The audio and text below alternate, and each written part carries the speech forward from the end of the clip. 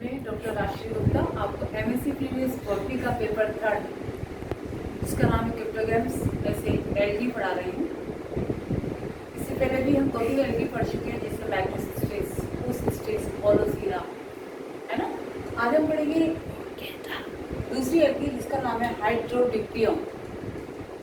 कौन सी एल्गा पढ़ेंगे आज? हाइड्रोडिक्टियम। अब देखिए बच्चों, उसके नाम से पता पड़ रहा है, hydro means water and dictyum means net, जाल। तो एक मैक्रोस्कोपिक एल्गा है, पानी में मिलता है, एक स्लो रनिंग वाटर में भी मिलता है या स्टिल वाटर में भी मिलता है, सरफेस में मिलता है ज़्यादातर, तो कभी कभी बॉटम में भी मिलता है। इसकी जो प्लांट बॉडी है वो जाल की तरह दिखती है पानी में मिलकर, और बहुत बड़ा एरिया कवर कर लेती है पॉन्ड या वाटर बॉडी का। तो इसकी नेट जैसी बॉडी होने के कारण इसका common name is water net. Cells इस तरह से सेल्स आपस में जुड़कर कॉलोनी बना लेती हैं, और जो कॉलोनी बनती है वो सिनोबियम कहलाती है। तो जो कॉलोनी में जब सेल्स से जुड़ती हैं आपस में, तो इस तरह से अरेंज होती है कि ऐसा लगता है देखने में प्लांट जैसे कि जाल पड़ा हुआ पानी की सरफेस पर। इसलिए इसका कॉमन नेम वाटर नेट। तो मैक्रोस्कोपिक एल्गी ग्रीन एल्गी है। ग्रीन एल्गी की डिवीजन इसका क्या हो जाएगा? क्लोरोफाइटा, और फैमिली क्लास हो जाएगी क्लोरोफाइटा। तो it is a macroscopic green alga found in slow running water और still water of ponds, pools and lakes. मैंने अभी बताया कि जनरली ये वाटर सरफेस पर फ्लोट करता है, but sometimes it is also found at the bottom of water, but may also lie on the bottom of water body. Due to profuse growth, इसकी growth बड़ी बहुत फास्ट होती है और लग्जरियस ग्रोथ होती है इसकी। तो due to profuse growth, the net assume big size। इसका जो नेट बनता है सेल्स का, वो सेल्स आपस में जुड़कर एक बहुत बड़ा साइज ले लेती हैं और एक बहुत बड़ा नेट सा वाटर के सरफेस पर दिखाई देता है। एंड कवर एंटायर पॉन्ड, इतना ज़्यादा बड़ा हो जाता है कि पूरे जो पॉन्ड होते हैं, पॉन्ड की छोटी साइज का ही होता है, पूरे पॉन्ड की सरफेस को ये घेर लेते हैं। It has a non motile coenobium. इसकी जो सिनोबियम होती है वो नॉन मोटाइल होती है, क्योंकि इसमें कोई फ्लैचुला जैसी कोई चीज़ ही नहीं होती। इसकी पूरी कॉलोनी यानी सिनोबियम नॉन मोटाइल होती है। इसकी अभी तक 5 स्पीशीज रिकॉग्नाइज की गई हैं, जिसमें से 2 स्पीशीज इंडिया में पाई जाती हैं। एक तो हाइड्रोडिक्टियम रेटिकुलेटम जो कॉस्मोपोलिटन है, बहुत ज़्यादा मिलती है, हाइड्रोडिक्टियम रेटिकुलेटम, और दूसरी है हाइड्रोडिक्टियम इंडिकम। ये दोनों स्पीशीज इंडिया में मिलती हैं। हाइड्रोडिक्टियम रेटिकुलम है वो कॉस्मोपोलिटन है, बहुत ज़्यादा मिलती है, कॉमनली मिलती है hydrodictyum. It is found between spring and rainy season. जब हम इसको स्लो रनिंग वाटर में, स्टिल वाटर में भी देखते हैं, तो ये जब ये मिलता है तो वो समय होता जाता है स्प्रिंग सीजन और रेनी सीजन के बीच का समय होता है। तभी आपको हाइड्रोडिक्टियम के जो बड़े बड़े नेट हैं, क्योंकि नेट हैं इसके, तो प्लांट बॉडी के, वो बड़ी इजीली आपको दिखाई दे सकते हैं। हाइड्रोडिक्टियम की थैलस स्ट्रक्चर यानी coenobium structure. Synovium of Haeredictium consists of a hollow cylindrical network of cells। आप देख रहे हैं इसकी सिनोबियम में सेल्स हैं। ये एक सेल नहीं है, बल्कि 1 cell, 2nd cell, 3rd cell, 4th cell, 5th cell, 6th cell. ध्यान दिया आपने? ये सेल्स का ग्रुप में सेल्स आपस में इस तरह से अरेंज हो जाती है कि एक हेक्सागोनल या पेंटागोनल शेप बन जाती है। ऐसे हेक्सागोनल या पेंटागोनल शेप को मेश बोलते हैं। ये 1 सेल अपने दोनों एंड पर दूसरी सेल से अटैच है, दूसरी सेल तीसरी सेल से, इस तरह से एक स्ट्रक्चर में 5 या 6 या रेयरली 3 सेल अटैच हो जाती है ना। तो सिनोबियम को, पूरे सिनोबियम को देखते हैं जब, coenobium consist of a hollow cylindrical network of cells which is closed at both the ends. It is flat and saucer shaped। Coenobium को अगर हम देखें तो वो फ्लैट होती है या फिर saucer shape, प्लेट की तरह होती है। ठीक है, तो Synovium is flat and saucer shaped. Maximum size synovium का अगर हम साइज देखें, मैंने पहले बताया था मैक्रोस्कोपिक एरिया वाटर सरफेस को कवर कर लेता है, जाल की तरह दिखता है, ब्यूटीफुल एरिया है, सुंदरता दिखता है। तो अगर हम इसकी सिनोवियम का मैक्सिमम साइज देखें तो वो होता है 20 to 30 सेंटीमीटर। आप जानते हैं कितना बड़ा साइज है, 30 सेंटीमीटर, इतना बड़ा नेट होता है सेल्स का। और कभी कभी तो ये जो नेट का साइज है, सिनोवियम का साइज है 60 सेंटीमीटर तक भी पहुंच सकता है, rarely reach up to 60 centimetre. आप नोट करते जाइए कॉपी में, ये इसके कैलस की स्ट्रक्चर है, morphological features. Mature net of सिनोवियम made up of a few hundred to several thousand cells. ये जो आप सिनोवियम देख रहे हैं, ये जो आप सिनोवियम देख रहे हैं, सिनोवियम में मैंने बताया था आपको 1 cell, 2 cell, 3 cell, 4 cell, 5 cell, 6 cell. 6 cell भी हो सकती है, 5 सेल भी हो सकती है, और रेयर केसेस में 3 सेल भी हो सकती है। ठीक है, तो मैच्योर नेट ऑफ सिनोवियम made up of a few hundred cells. इस पूरी सिनोवियम में कम से कम 100 सेल्स हो सकती है, या फिर सेवरल थाउजेंड, कई हजार सेल्स भी हो सकती हैं। इतनी सारी सेल्स होती हैं इसके एक सिनोवियम में, कम से कम 100 या फिर मैक्सिमम सेवरल थाउजेंड सेल्स हो सकते हैं। These cells are joined, joined between एक सेल, दो सेल आपस में joined है, तो these cells are joined at the end forming pentagonal या hexagonal या फिर pentagonal, forming pentagonal और hexagonal structures. These structures are known as meshes. ये एक पूरी स्ट्रक्चर को हम क्या बोल सकते हैं, mesh। इन पेंटागोनल या हेक्सागोनल स्ट्रक्चर को हम क्या बोल सकते हैं, मेश। तो ऐसे कई मेशेस होते हैं, मेशेस, ये भी मेश, ये भी मेश, मेशेस। तो एक सिनोवियम में कई मेशेस हो सकते हैं। मेशेस किसको बोलते हैं, सेल से बनी हुई पेंटागोनल या हेक्सागोनल स्ट्रक्चर को हम बोलते हैं मेश। तो which are known as, which are called या known as meshes. Each mesh is bounded by 5 to 6 cells. जैसा कि मैंने अभी आपको बताया था कि हर पेंटागोनल स्ट्रक्चर में या तो 5 सेल्स होंगी, या फिर हेक्सागोनल स्ट्रक्चर में 6 सेल्स होंगी, और कभी कभी 3 सेल्स भी हो सकती हैं। अब हम देखेंगे हेटेरोडिक्टियम में सेल स्ट्रक्चर एंड रिप्रोडक्शन। तो हेटेरोडिक्टियम एक ग्रीन कलर्ड वोटर एल्गा है, डिवीजन क्लोरोफाइटा और क्लास क्लोरोफाइसी में आता है।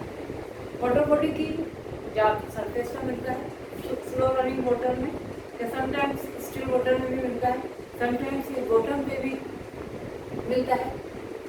फिर ये कॉलोनी बना के लेता है, colony is not a synovium. Synovium में सेल्स की जो नंबर है, सेल्स की जो संख्या है, वो कुछ 100 से लेकर सेवरल थाउजेंड तक हो सकती है।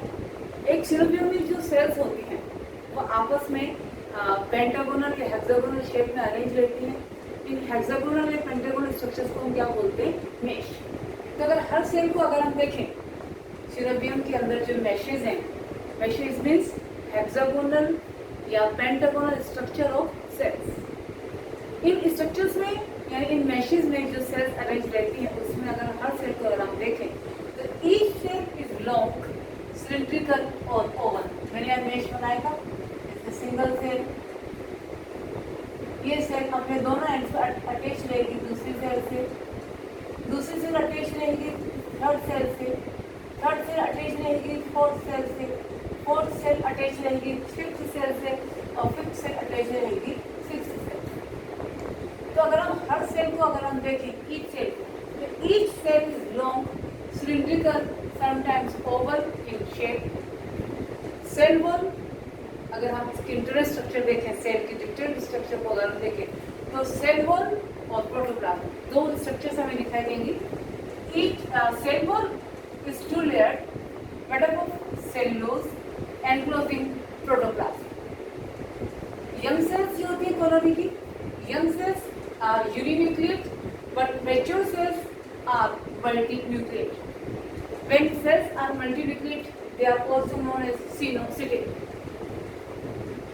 Sales contain reticulate chloroplast. अगर हम क्लोरोप्लास्ट देखें इनके इंटरनल स्ट्रक्चर में तो क्लोरोप्लास्ट कैसा होता है, रेटिकुलेट होता है and contain mainly pyrenoids. Pyrenoids are protein structures. Pyrenoids are found in chloroplast and chloroplast is reticulate. All the typical structure of green algae, आप जानते हैं एल्गी में यूकेरियोटिक होती है, उनमें सारी ऑर्गेनिल्स मिलते हैं। कौन से ऑर्गेनिल्स, राइबोसोम्स, माइटोकॉन्ड्रिया, डिप्टोसोम्स एक्सेट्रा, वो सभी इसके अंदर भी हेटेरोडिप्टियम की सेल्स के अंदर भी प्रेजेंट होते हैं। मैच्योर सेल्स में, यंग सेल्स में तो वैक्यूल नहीं होती, लेकिन जब मैच्योर सेल्स होती आती हैं तो उनके अंदर सेंट्रल में एक वैक्यूल बनने लगती है, जिसकी वजह से जो प्रोटोप्लाज्म होता है वह पेरिफेरी की ओर मूव कर जाता है। तो ऐसे में प्रोटोप्लाज्म कैसा हो जाएगा, पेरिफेरल और सेंट्रल में क्या दिखाई देगी, एक सेंट्रल बड़ी सी वैक्यूल आपको सेल के अंदर दिखाई देगी। कौन सी सेल्स में, मैच्योर सेल्स। अब हम बात करेंगे रिप्रोडक्शन की। It shows 3 types of reproduction, vegetative, asexual and sexual. First vegetative reproduction. Vegetative reproduction बिल्कुल सिंपलेस्ट टाइप का होता है, ये फ्रेगमेंटेशन के द्वारा होता है। फ्रेगमेंटेशन यानी कि इसकी जो सिनोबियम होती है, कॉलोनी होती है, वो कई छोटे छोटे फ्रेगमेंट्स या टुकड़ों में ब्रेकअप हो जाती है, टूट जाती है।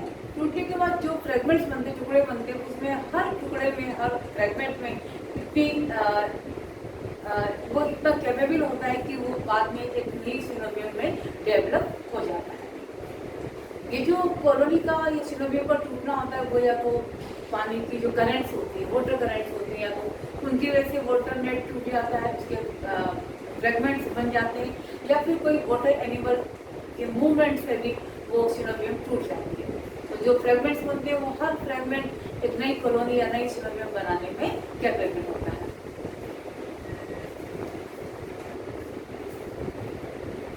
अब हम देखेंगे हेटेरोडिप्टियल में एसेक्सुअल रिप्रोडक्शन अलग एक जन।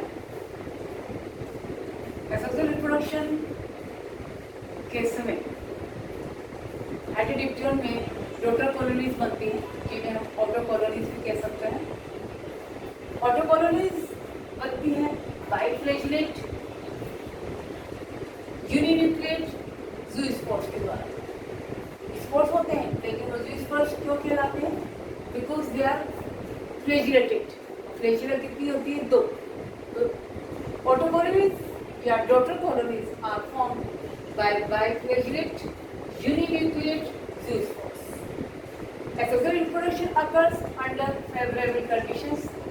So under favorable conditions, each cenocytic cell, आप जानते हैं कि हेटेरोडिप्टियल सिनोसिटिक एल्गा है, सिनोबियम के रूप में मिलता है, कॉलोनी के रूप में मिलता है। तो under favorable conditions, each cenocytic cell behaves as zoosporangium। जो सेल आपने देखी थी, जो लॉन्ग थी, सिलिंड्रिकल थी, है ना, और एक मेश के रूप में रहती हैं सेल्स। एक मेश में 5 या 6 सेल्स हो सकते हैं। तो हर सेल जो लॉन्ग सिलिंड्रिकल होती है, जिसे हम सिनोसिटिक सेल भी कह सकते हैं, behaves as zoosporangium. Its nuclei undergo mitotic division. Nuclei, young cells are uninucleate and mature cells are multinucleate. That's why here nuclei.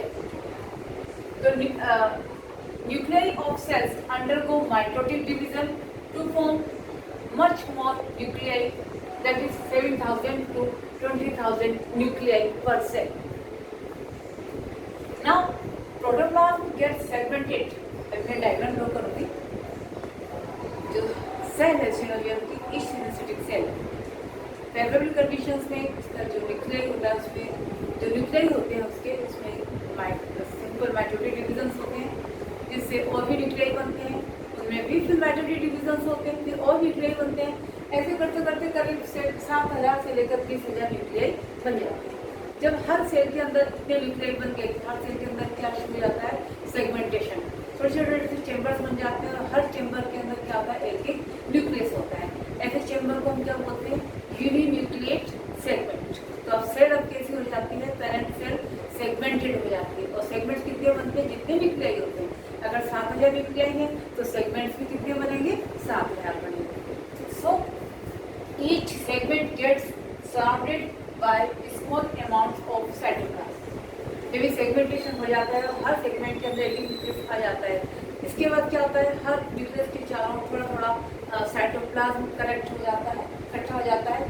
Each segment gets surrounded by small amount of cytoplasm.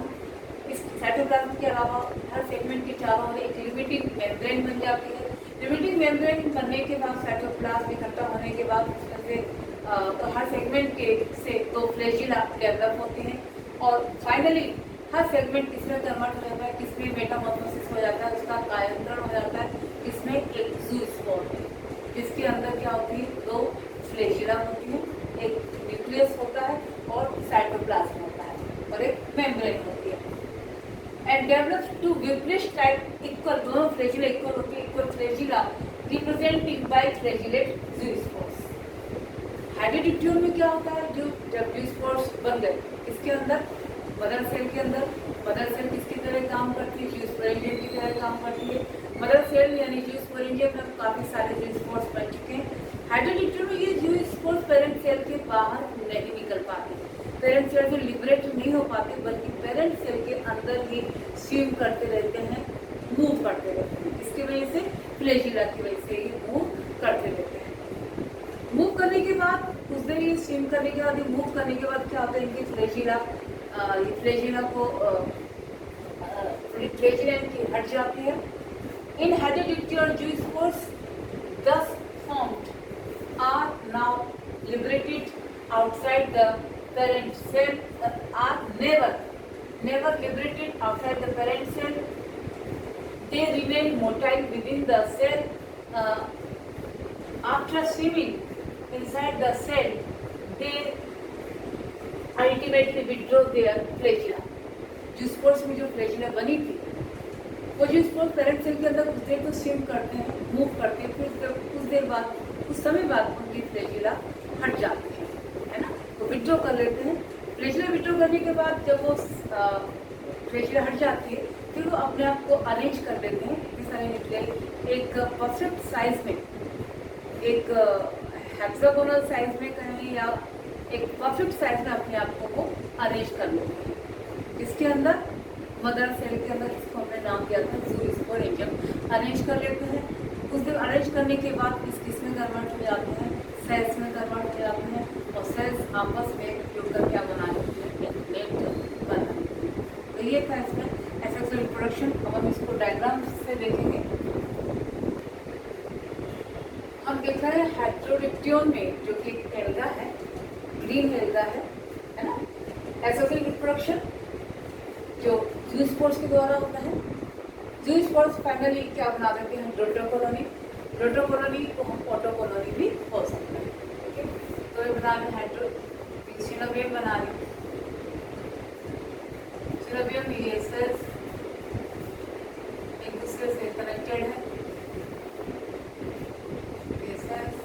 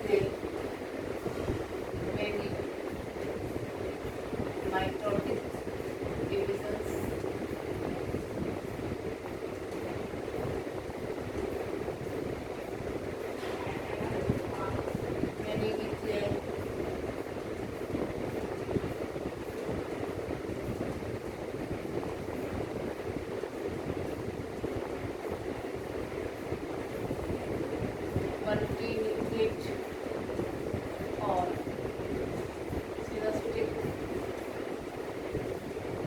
सिनोस्टिक condition cell की। इसके बाद segmentation, इस cell को मैंने कर दिया।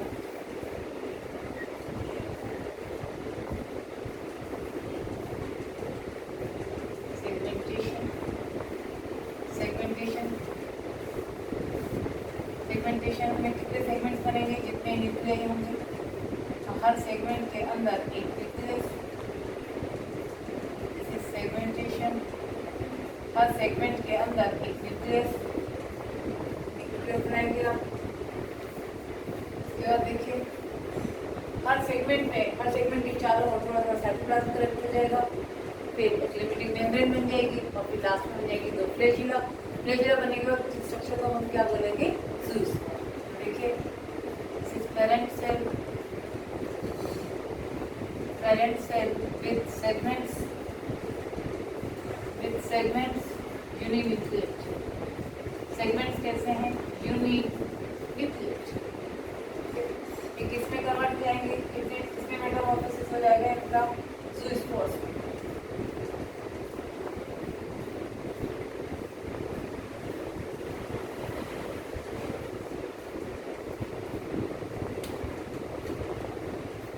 ज़ूस्पोर्स देखिए हर यूनिन्यूक्लियर segment convert हो रहा है ज़ूस्पोर्स।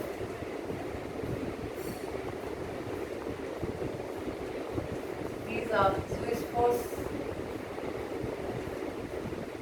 ये सारी जो डायग्राम्स में बना रही हूँ, इस तरह के चेंजेस हो रहे हैं, इसके अंदर हो रहे हैं हर सीनोबियम सेल के अंदर। यहाँ नहीं, ये तो ग्रुप ऑफ सेल्स है, ये एक मैंने बनाया है, हर सेल के अंदर ये सारे चेंजेस हो रहे हैं, है ना। हर सेल को हम क्या बोलेंगे, पेरेंट सेल। ज़ूस्पोर्स, सिंगल ज़ूस्पोर्स अगर हम बनाए तो देखिए ये तो फ्लैजिला, दोनों फ्लैजिला इक्वल साइज की, ये न्यूक्लियस और ये इसका साइटोप्लाज्म। ठीक है, हेटेरोट्यूब के अंदर, पेरेंट सेल के अंदर जिसको हमने नाम दिया ज़ूस्पोरेंजियम,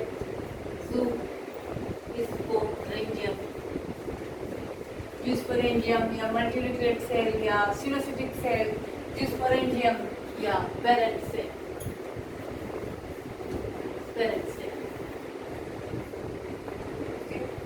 ये ज़ूस्पोर बनने के बाद डायग्राम्स को हटा लेंगे यहाँ से। इसके बाद देखिए ये ज़ूस्पोर्स वैसे ये फ्लैजिला को विड्रॉ कर लेंगे, ये पेरेंट सेल बनाएंगे। विड्रॉ करने के बाद ज़ूस्पोर्स अपने आप को ऐसे अरेंज कर देते हैं। ये ज़ूस्पोर्स, ज़ूस्पोर्स, ज़ूस्पोर्स, ये ज़ूस्पोर्स फ्लैजिला विड्रॉ करने के बाद अपने आप को इस तरह से अरेंज कर लेते हैं। After withdrawal of flagella, spores arrange themselves like this. ये पेरेंट सेल है, सिंगल सेल। ज़ूस्पोर्स ने अपने आप को इस तरह से अरेंज कर लिया। अरेंज करने के बाद ये डॉटर कॉलोनी में कन्वर्ट हो जाते हैं। ये डॉटर इस तरह से एक पेरेंट कॉलोनी में, पेरेंट सिनोबियम में अनेक डॉटर कॉलोनी बन जाती है, जिन्हें हम ऑटो कॉलोनी भी बोलते हैं। तो इस तरह से ये एसेक्सुअल रिप्रोडक्शन इसमें कंप्लीट हो जाता है। इसका एम यही है कि एक पेरेंट सिनोबियम के अंदर, कॉलोनी के अंदर अनेक डॉटर कॉलोनीज का बन जाए।